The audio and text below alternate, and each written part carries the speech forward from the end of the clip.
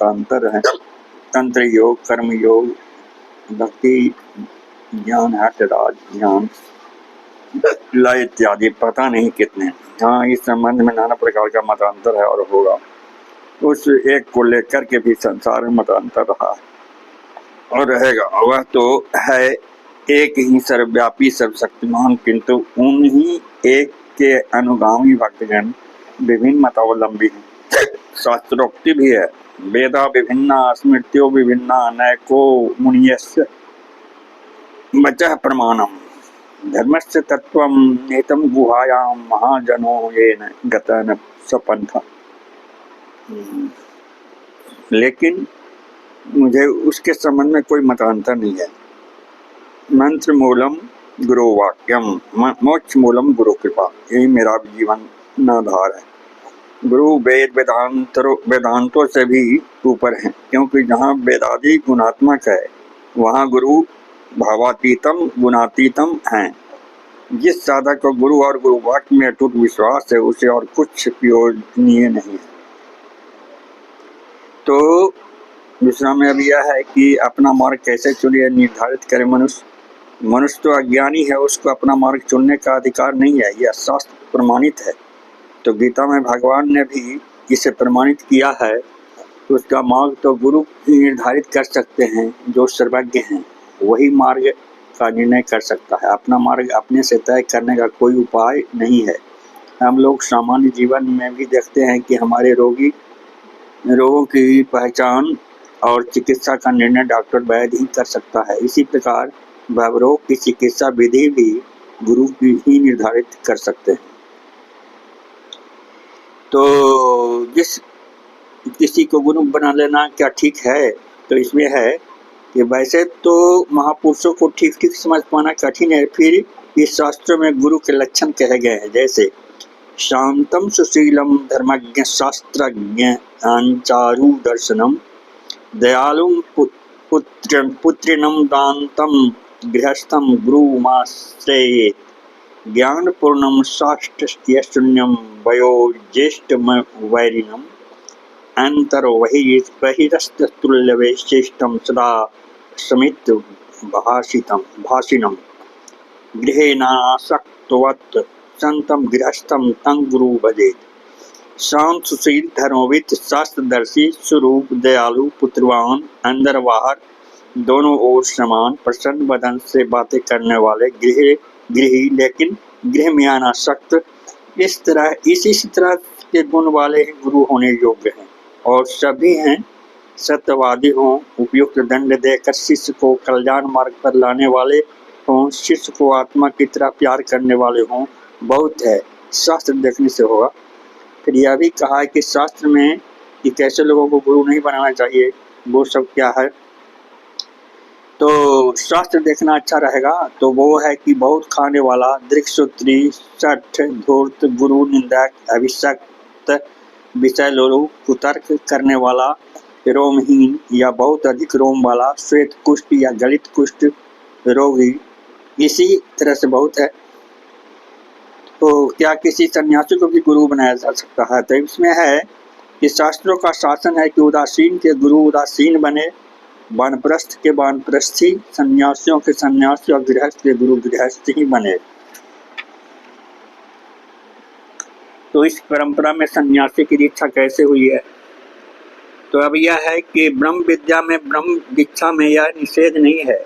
बालानंद, ब्रह्मचारी, युक्तेश्वर गिरी आदि कई सन्यासी शिष्य थे लाहिड़ी महाशय के, लेकिन लाहिड़ी महाशय की शिष्टता इतनी अगाध थी कि वे सन्यासी शिष्यों के आने पर स्वयं ही उठकर खड़े हो जाते थे। तो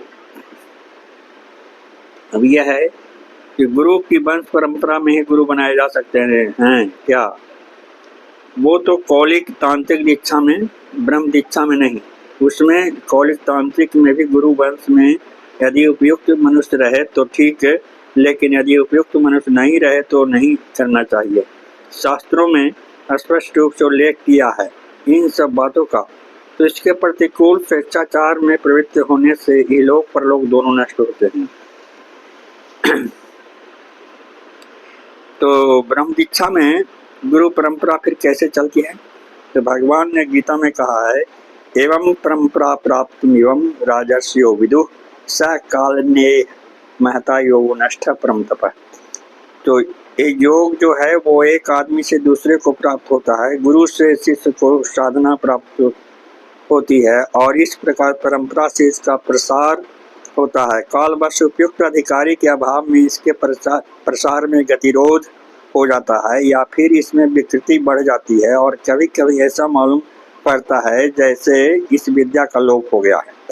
किंतु भगवत कृपा से यह परंपरा पुनः कहीं से आरंभ हो जाती है। तो वर्तमान समय में बाबा जी ने इसका पुनरुद्धार करते हुए अपने अद्वितीय शिष्य लाहिड़ी महाशय को इसके लिए अधिकृत किया। तो लाहिड़ी महाशय ने कई अन्य के साथ हमारे गुरु महाराज सान्याल महाशय को अधिकृत किया।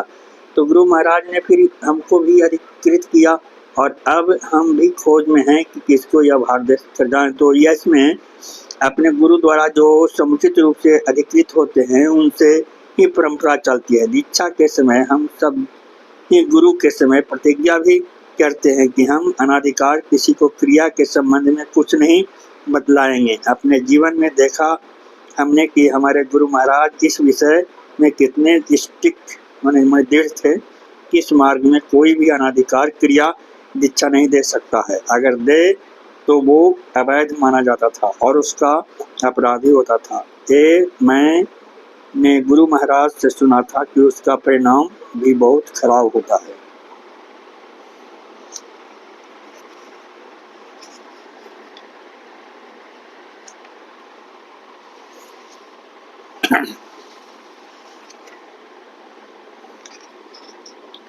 तो गुरु शिक्षक किसको कहेंगे? गुरु शब्द का अर्थ क्या है? गुरु का अर्थ है केवल एक मनुष्य नहीं है। गुरु का अर्थ है प्रकाश, ज्ञान, ज्योति, अविद्या का अंधकार मिटा कर जो ज्ञान का सत्य का आलोक दिखला देते हैं वही गुरु है। गु और रु ये दो अक्षर है उसमें। गु कारो कारः प्रथमो वर्णो मायादि गुण भास्कर, रु कारो द्वितीयो ब्रह्म माया भ्रांति विमोचक। गु से मायादि गुण और रु से माया भ्रांति विमोचनकारी ब्रह्म को समझना चाहिए। सगुण और निर्गुण दोनों ही रूप प्रतिपादित होता है। गुण दर्शन जो होता है, जगत दर्शन जो होता है, अनित्य दर्शन जो होता है, उसको जो नित्य कर देता है उसी का नाम गुरु है। हम लोगों के शास्त्रों में इसको परिभाषित कर दिया है। गुरु माने है भगवान, परमात्मा, ब्रह्म, आत्मा। जानने वाला भी वही है और जनाने वाला भी वही है। आत्मा वह गुरु रेखा, आत्मा ही एकमात्र गुरु है। सबके भीतर से अपना अपना गुरु बैठा हुआ है। तुम शरीर नहीं हो, आत्मा हो। यह बात अगर तुम्हारे बोध में आ जाए, उस अवस्था में अगर तुम हो तो तुम स्वयं ही अपने गुरु हो। अज्ञानातिमिरान्धस्य ज्ञानं शलाकया चक्षुरुन्मीलितं येन तस्मै श्री गुरुवे नमः।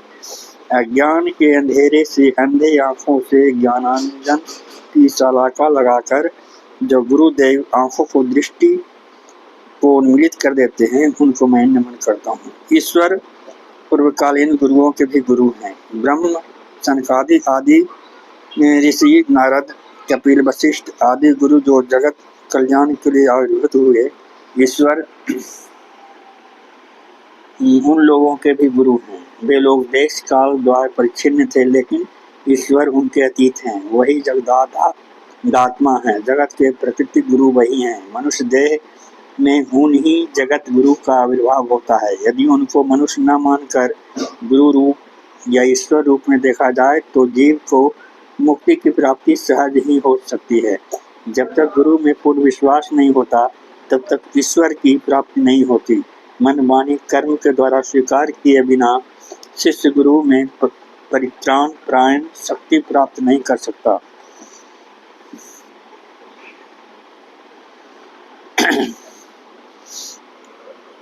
तो जिस आदमी को गुरु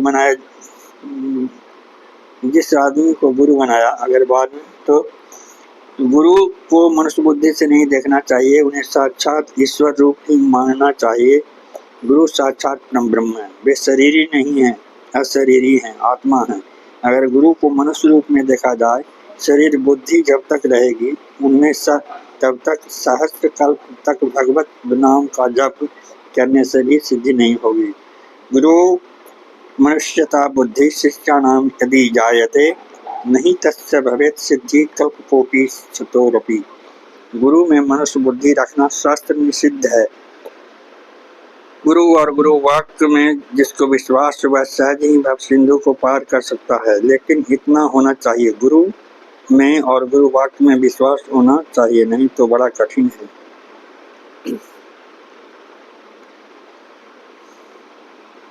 तो श्रद्धा विश्वास रहने से काम चल जाएगा। तो यह है कि भाई गुरु शरीरी नहीं होते हैं। शरीर का आश्रय लेकर के गुरु शक्ति या गुरु केंद्र प्रकट होता है। वह अंतर्यामी परमात्मा ही सभी गुरु केंद्र के मध्य बिंदु में विराजते हैं। जैसे प्रतिमा में देवता की कल्पना करनी पड़ती है, उसी तरह भगवान के करुणामय और नियंत्रित्व भाव को गुरु में देखना पड़ता है। तुम्हारी जितनी योग्यता पात्रता होगी उसी के अनुसार गुरु केंद्र का प्रकाश होगा। इसीलिए अलग अलग लोगों के अलग अलग गुरु होने पर भी गुरु का बीज मंत्र ध्यान संवाद अस्तनुवादि एक ही है। इसीलिए गुरु जिनको ही बनाओ उसमें हानि नहीं है। अगर गुरु के प्रति अटूट विश्वास और भक्ति रहे, शिष्यत्व सिद्ध हो जाए तो सब हो जाएगा। गुरु के मिट्टी के भी मूर्ति होने पर भी काम हो जाएगा। अब शिष्य है